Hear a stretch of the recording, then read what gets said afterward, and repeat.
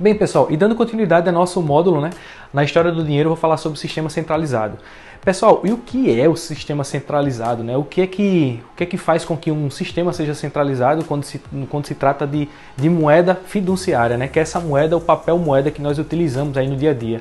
O que acontece, gente? O sistema centralizado, ele tem como característica ter um número de séries em cada cédula, tá bom? Se você perceber, tem um montante de R$100 ali.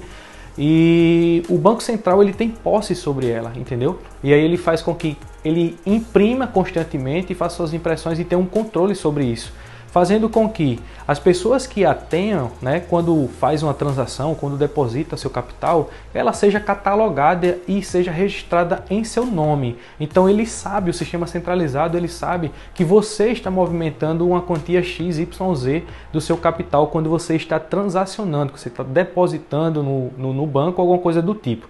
Então esse é um sistema centralizado. Eu vou falar algumas coisas aqui a respeito disso. No sistema centralizado, não tem uma liberdade geográfica quando você faz as suas transações.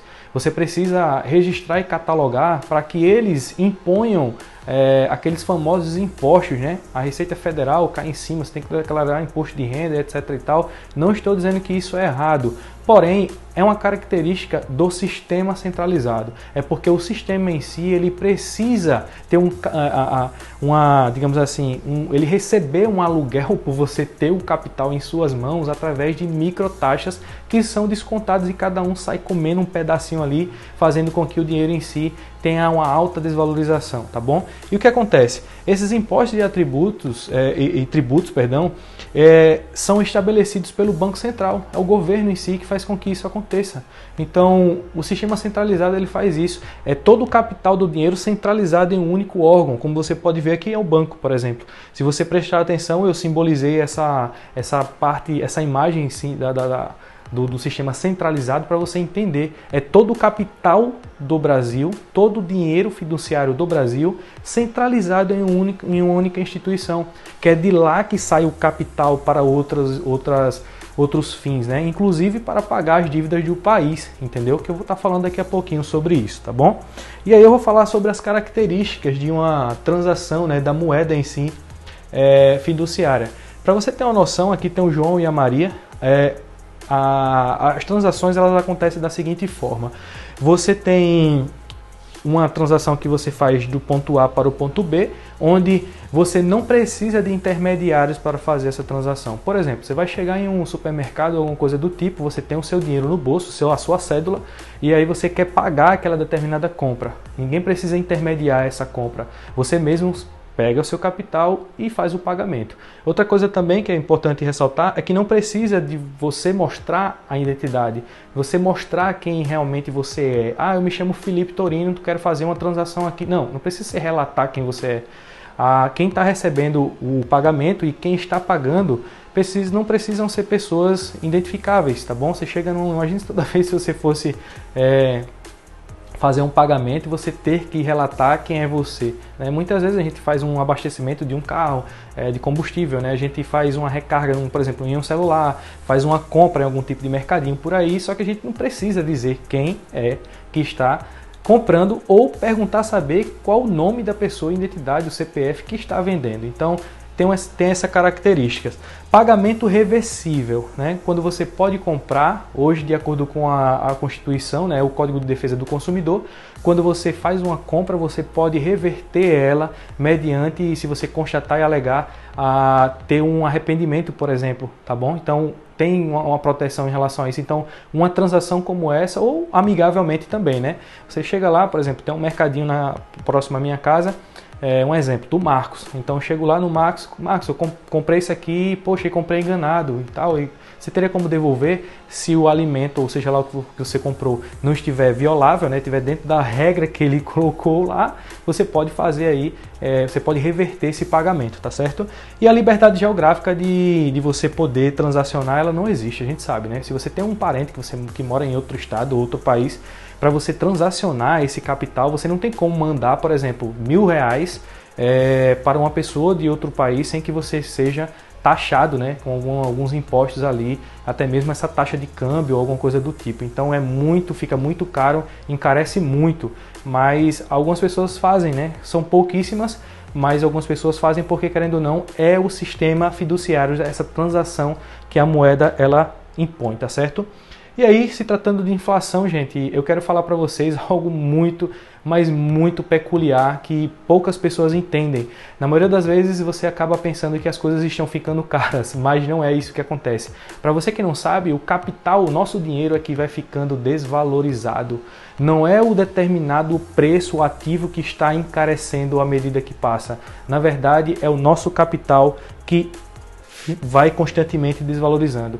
E o que eu quero falar sobre isso? Eu quero falar para você que aqui, por exemplo, há 26 anos atrás, pouco mais de 26 anos, lá em 1994, quando surgiu o Plano Real, R$100 valia realmente R$100, lá em 1994. Então o que acontece? Hoje, né, hoje não, um dado atualizado agora de setembro de 2020, os R$100 que valiam os R$100 em 94, hoje, em setembro de 2020, vale R$14 e supostamente nós estamos em 2021, está valendo bem menos. Então, à medida que vai passando, ele vai se deteriorando, ele vai se desvalorizando. Por quê? Porque infla.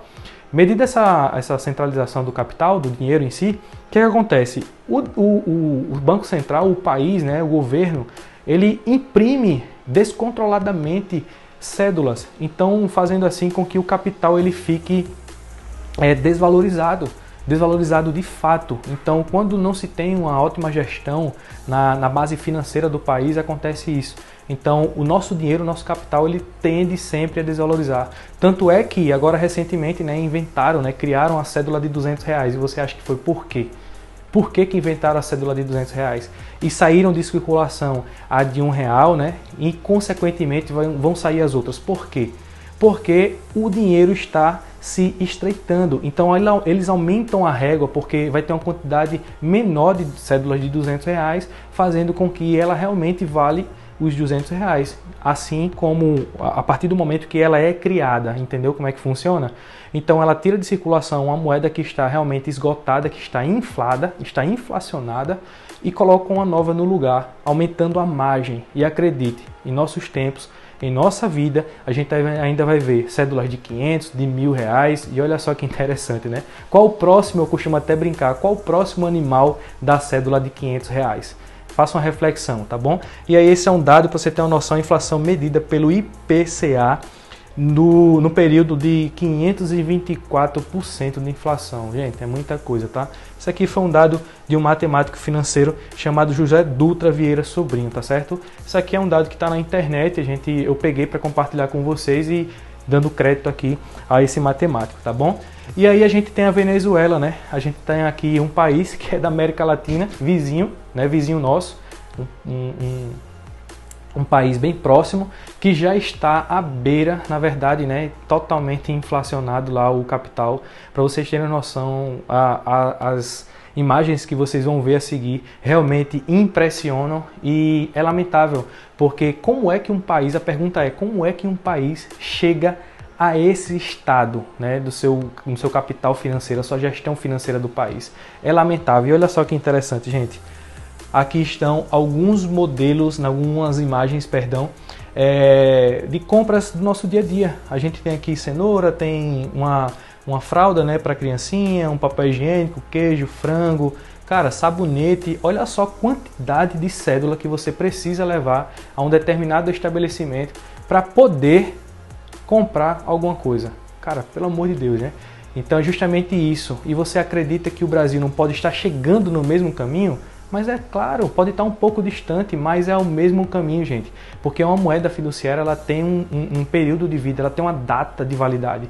Então a gente precisa estar sempre nos atentando a essas atualizações. A gente tem hoje criptomoedas, que eu vou estar falando nos módulos posteriores, mas a gente tem que entender o fundamento e o que é que está acontecendo com o nosso capital, beleza?